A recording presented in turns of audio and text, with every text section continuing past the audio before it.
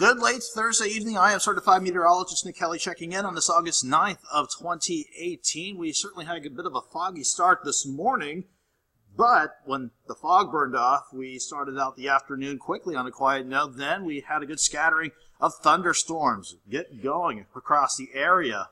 Case in point, the Skywise Storm Tracker right at about 1 to 2 o'clock. That's when the storms really got going. It wasn't too terribly widespread, but where they fired up, they have certainly packed a good punch today. Case in point, when the severe storm was working through southern parts of Neosho County, especially over Galesburg, around 2:15, we had a good downburst or a microburst of strong winds coming out of the storm, taking down a large hay barn along with some power poles that went down as well. Off to the east, just a mile outside of Jasper, the city of Jasper, off to the east by about a mile, we had pea-sized hail, small limbs taken down, and even some isolated pockets, I'm reading this verbatim, of corn with the tops broken off, so not really severe winds causing that. There was estimated at 45 to 50, but the storms out near the city of Jasper, a little minor damage there. And then we had a storm working through the south side of Joplin just before 4 o'clock this afternoon. That resulted in a 60-mile-per-hour wind gust around Saginaw in extreme northwestern parts of Newton County. Other than the severe weather where the storms fired up, they were good soakers with some of the heaviest pockets of the rain, according to radar estimates, ranging from half an inch to maybe as much as 2 inches of rain. If you didn't see the rain today, it was a downright hot day, but thankfully everybody is looking quiet for now. On the Skywise Storm Tracker, we are done with our rain chances for tonight. As a case in point, looking outside from 7th and Rangeline just before the 10 o'clock hour, looking at quiet skies out there. 92 for a high at the airport in Joplin after starting at 68 this morning with that good deal of patchy, dense fog. At least we picked up something officially at the rain bucket today, 0.13 of an inch. Not exactly a drought buster, but again, at this stage in the game, any rain that comes our way, we'll take it, and thankfully more chances appear to be lining up. 75 in Joplin, and east breeze is 6 miles per hour, but look at the dew point. It's sitting at 70, and the dew point is starting to climb back up at 84%. With the way that today has unfolded, it's going to be kind of a repeat of last night and this morning as we go into the rest of the night and into Friday morning. With temperatures, for now, holding in the mid to upper 70s. I think we'll drop back into the upper 60s to near 70, and that's where our dew point should be as we go into the overnight hours. With that being the case, especially if you saw the rain today, I would not be surprised if you had to deal with patchy, dense fog yet again as we get your Friday morning underway.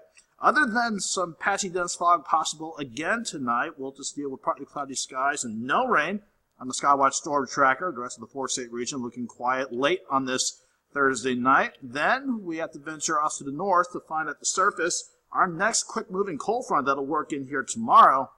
It's not packing a good punch as far as temperatures are concerned. We're still going to be in the lower, if not middle 90s for afternoon highs tomorrow, but that front, along with yet another possible quick-moving disturbance at the upper levels of the atmosphere, the jet stream level, it's going to set us up for kind of a repeat of today, all over again tomorrow. So again, we start off quiet Friday morning. I think we'll start off quiet as we go into the start of Friday afternoon. Then once we reach the peak heating of the day, that's when we can see yet another scattering of random pop-up thunderstorms going into Friday. Some of them could be strong to maybe low and severe, kind of almost on the order of what we saw today. Hopefully, we won't have to deal with so many severe thunderstorm warnings like we did today as we go throughout your Friday afternoon. Saturday could be another repeat of sorts, partly to mostly sunny with some random pop-up thunderstorms possible Saturday afternoon. Otherwise, it'll be hot and humid once again. Then I think our rain chances really ramp up as soon as we get into Sunday and for a good portion of next week, and this is why. This setup hasn't changed since we last discussed this last night. We have two upper lows wanting to develop over the lower 48, one centered over the Great Lakes over, let's say, eastern Ohio, western Pennsylvania. That won't be an issue for us, but we will have an upper level low that will want to develop out in the panhandles of Oklahoma and Texas. If that continues to hold as we go into early next week, that means Sunday, Monday, Tuesday, Wednesday, and even going into late next week. As long as that upper low persists and lingers around us, that's going to mean multiple days with multiple chances of rain and thunderstorms. Hopefully we keep the severe threat low, and we'll just take whatever rain we can get out of this potential upper low that'll want to develop, because we are in the middle of a moderate to severe drought in many locations, so we'll take those rain chances as they come our way. Again, for tonight, you don't need to worry about Mother Nature keeping you up. We'll keep things quiet. Overnight lows will drop off to about 68, 69 degrees. I think Joplin might be one of the warmer spots at 69 again. Even though we start quiet, can't rule out some patchy dense fog to start the early morning out. Partly sunny to start the afternoon out, let's say 89 by lunchtime. Then we'll have afternoon highs, at least in Joplin, topping out around 93 degrees. Elsewhere around the area, we'll be easily back to about 93 in the afternoon. Again, we'll keep an eye on those random pop-up thunderstorms that will want to try and get going once again.